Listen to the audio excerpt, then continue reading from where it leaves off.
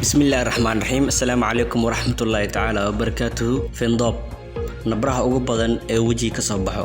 Finanka ugu badan ee wejiga ka soo baxo waxaa loo yaqaanaa acne. Afka Soomaaligana waxaa lagu dhahaa findoob. Waa nabra yaryar oo ka soo baxa sanka, daamaha ama wejiga oo idil. Waxayna ka dhashaan qanjiro maqaarka ku dhex abuuran oo aad u yaryar oo soo saara dufan maqaarka subkisa. Qanjiradaas ayaa ka xirma afka, kadibna way bararaan. Markii la riixana waxaa ka soo baxa wax cad oo adag oo dadka qaar ay moodaan malax. Findoobka wuxuu ku dhacaa wiilasha iyo gabdhaha inta badan, wuxuuna u badan yahay xilliga ay qaangaarayaan. Haddaba meeqa nooc ay u kala baxaan findoobka? Marka ugu horeysa oo finku soo bixi rabo waxaa la dareemaa meel jirka aan la sinnayn oo ka yara kacsan, waana astaanta ugu horeysa ee la dareemo inta finku uusan soo bixin, waxaana afka qalaad lagu dhahaa comedones. Waxay arrintan dhacdaa markii dulduleelada wejiga ee aadka u yaryar ay bilaabmaan in ay xirmaan.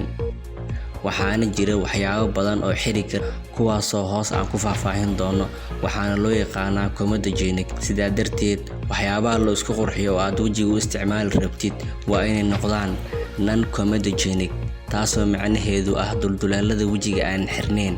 Yacni wax dulduleelada wejiga aan xiraynin waa inay noqdaan waxyaabaha wejiga u isticmaali doontid.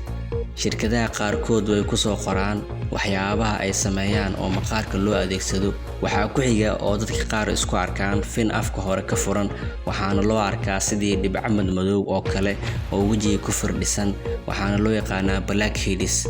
Markii aad loogu dhawaadana waa sida godad yaryar oo aad moodid in la dulduleeliyay. Waxaa kaloo jira finan afka ka daboolan oo kuusma, waxaana ku jira wax cad oo jilicsan oo dadka qaar ay iska tuujin karaan, waxaana loo yaqaanaa whiteheads. Tan wax dhibaato ah badanaa ma reebto markii la tuujiyo, maalmo kadib way baaba'daa, caadi ayuuna wejiga ku soo laabtaa. Waxaa badanaa lagu arkaa sanka dhinacyadiisa iyo garka.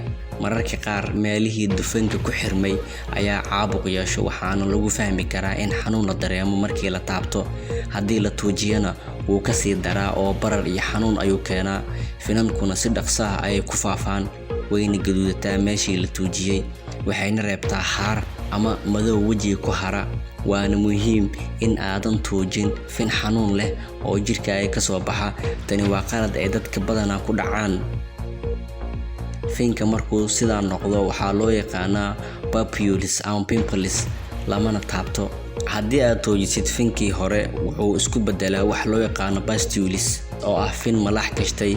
Weli waa muhiim in aadan taabanin oo aadan ka dhiijin malaxdaas, haddii kale wejiga wuu ka halaabayaa. Waxaa jira daawooyin loo qaato markay xaaladdu halkaa gaarto, waana muhiim inaad dhakhtar maqaar la xiriirtaa.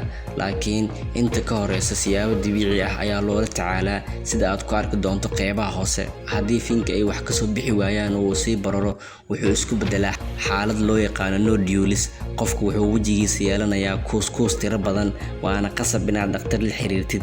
Markay sidaas noqdaan, waxaa qofka la dhihi karaa wuxuu qabaa findoob markii ugu yaraan 20 fin ay soo baxaan, taasoo haddii si qalad ah loola tacaalo reebi kara haaro wejiga ku samaysma. Haddaba maxaa keena findoobka? Inkastoo waxyaabaha tooska u keeno finanka aanan la garanaynin, laakiin waxaa jira waxyaabo dhowr ah oo dedejiya ama saacida ama lala xiriiriyo soo bixitaanka, waxaana ka mid ah daawooyinka qaar. Sidaas darteed waa isticmaalka daawooyinka aan lagu qorin, khaasatan kuwa korka la mariyo. Heerka hormoonada qofka, hormoonada kacsan ee loo yaqaano androgens, ayaa lala xiriiriyaa soo bixidda finanka wejiga ee u badan dhalinyarada, xilliga qaangaarka, ama waqtiyada haweenka ay uurka leeyihiin. Jeermiska waxaa la sheegaa inay jirto bakteeriyo badanaa lala xiriiriyo inay ka qayb qaadato samaysanka haaraha wejiga markii finanka ay soo baxaan. Kadib in bakteeriya ay ku dhalatay finka wejiga, waxaa lagu fahmaa in finkii uu xanuun yeeshay, midabkiisana uu isbedelay. Qanjirada dufanka wejiga oo aad u shaqeeya waa haddii qanjirada ay soo daayaan dheecaanka subkiya maqaarka ay aad u shaqeeyaan, waxay keeni kartaa in saliidda ku xiranto, sidaasna ay finanka ku samaysmaan. Walwalka iyo fakarka stresska ama walwalka waxaa lala xiriiriyaa findoobka. Hurdayarida ama hurdo xumada waxay ku jirtaa waxyaabaha ka qayb qaato findoobka. Cabitaan yarida, dadka badanaa aan cabin biyaha caadiga ah way ka filan badan yihiin dadka aadka u caba biyaha. waana arin cilmi baaris lagu ogaaday sababtoo ah dadka jirkooda uu leeyahay biyo ku filan badanaa ma xirmaan qanjirada dufanka ee jirka ku yaalo cunooyinka qaar waxaa la sheegay in ay xiriir leeyihiin findoobka sida shukulaatada caanaha cunada leh karbohaydraytka vitamin A iyo vitamin E gaba taa macnaheedu maahan in dhammaan cuntooyinkani aan la cuneynin balse waxay si gaar ah xiriir u leeyihiin findoobka allergiga iyo xasaasiyadda dadka qaarkiis wuxuu jirkooda falcelin ka sameeyaa cunada qaarkood ay isticmaalaan waxayna taa keeni kartaa finan wajiga ka soo baxo haddaba la soco qaybteen labaad oo aan uga hadli doono cid uu ku badan yahay findoobka siyaabaha looga hortago sida loo daaweeyo iyo siyaabaha dabiiciga ah ee loola tacaalo